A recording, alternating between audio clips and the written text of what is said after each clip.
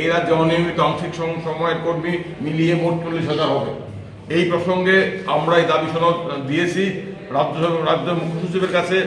মুখ্য সচিবকে আমরা স্মরণ করে দিয়েছি যে 2018 31 জুলাই যে স্কিম বাতিল করা হলো, যে সার্কুলার, সেই সার্কুলার কিন্তু সরকার একটা কথা বলেছিল যে আমরা সমস্ত বিষয়টি পর্যালোচনা করে আরো স্বচ্ছ একটি প্রকল্প ঘোষণা করব, তার জন্য এই স্কিমগুলো আমরা বাতিল করলাম।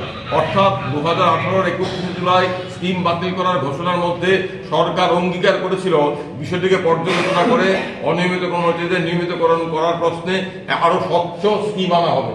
কিন্তু 2018 31 জুলাইয়ের পর আজকে আমরা 2025 মার্চের মাঝামাঝি দাঁড়িয়ে আছি, এখনো কোনো স্কিম ঘোষণা করা হয়নি এবং সরকার সম্পূর্ণ নীরবতা পালন করছে।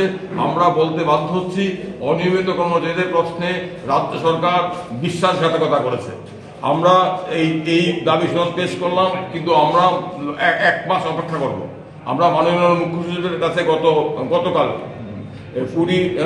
গত পরশুদিন 20 মার্চ দাবি সনদ পেশ করেছি।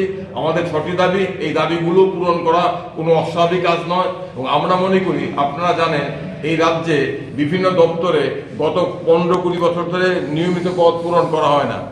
হাজার হাজার নিয়মিত পদ খালি আছে এবং নিয়মিত পদ পূরণ না করে তাহলে দপ্তরগুলো কিভাবে চলছে? দপ্তরগুলো চলছে নিয়মিত কর্মীর বদলে অনিয়মিত আংশিক সময়ের কর্মীদের নামমাত্র মজুরির বিনিময়ে কাজ করিয়ে দপ্তরগুলো চালানো হচ্ছে। সেখানে পদের প্রয়োজন আছে, সরকার খরচ বাঁচানোর নামে, ব্যয় সংকোচনের নামে কোনো শূন্য পদে নিয়োগ করছে না, অধিকাংশ শূন্য পদ খালি আছে। তাহলে দপ্তরগুলো চলছে কি করে? দপ্তরগুলো চলছে অনিয়মিত কর্মচারীদের দিয়ে, আংশিক সময়ের কর্মীদের দিয়ে, এবং তাদেরকে যে মজুরি দেওয়া হয় সেটা মিনিমাম ওয়েজেস অ্যাক্টের চাইতেও কম। আমাদের সংবিধানের 21 ধারায় বলা আছে প্রত্যেকটি নাগরিকের ভদ্রস্থ জীবনযাপন করার অধিকার আছে।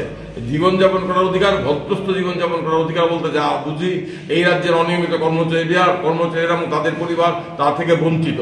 তারা বছরের বছর ধরে 35 বছর 40 বছর ধরে তারা অনিয়মিত হিসেবে কাজ করছে, মজুরির বিনিময়ে, নামমাত্র মজুরির বিনিময়ে তাদের নিয়মিতকরণ করা হচ্ছে না। সেই পরিপ্রেক্ষিতে আমরা এই দাবিগুলো রেখেছি। আমরা আশা করব সরকার এই দাবিগুলো পূরণ করবেন আগামী 1 মাসের মধ্যে। যদি এই দাবিগুলো আগামী 1 মাসের মধ্যে পূরণ না হয়, আমরা এই সাংবাদিক সম্মেলনের মধ্য দিয়ে রাজ্যবাসীর কাছে একটা ঘোষণা দিতে চাই, আগামী মে মাসের প্রথম সপ্তাহে আমরা মহাকরণ অভিযান করব। সেই মহাকরণ অভিযানে আমরা এই রাজ্যে সমস্ত অনিয়মিত কর্মচারী, 40,000 অনিয়মিত কর্মচারী, তাদের পরিবার পরিজনদেরকে অংশগ্রহণ করার আবেদন করব। আমরা আশা করি আমাদের আবেদনে সাড়া দিয়ে সমস্ত অনিয়মিত কর্মচারী একত্রিত হবেন। আমরা ঐক্যবদ্ধ আন্দোলন চাই, কারণ এটা আমাদের জীবন মরণের প্রশ্ন, বাঁচা মরার প্রশ্ন। আমরা যদি আগামী মে মাসের প্রথম সপ্তাহের পূর্বে সরকার কোনো সদর্থক ঘোষণা না দেন, তাহলে মে মাসের প্রথম সপ্তাহে আগরতলা রাজপথ আমরা অনিয়মিত কর্মচারীরা দখল করব।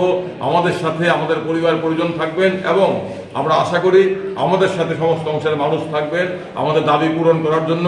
কারণ এইভাবে বছরের বছর অনিয়মিত কর্মচারী হিসাবে কাজ করিয়ে নেওয়া সংবিধান বিরোধী। আমাদের সংবিধানে এটা অনুমোদন করে না, এটা এক ধরনের শ্রম শোষণ। কোনো সরকার জনগণের ভোটে নির্বাচিত হয়ে এইভাবে আমাদের সাথে শোষণ করতে পারে না, আমাদের অনিয়মিত কর্মচারীদের এইভাবে বঞ্চিত করতে পারে না।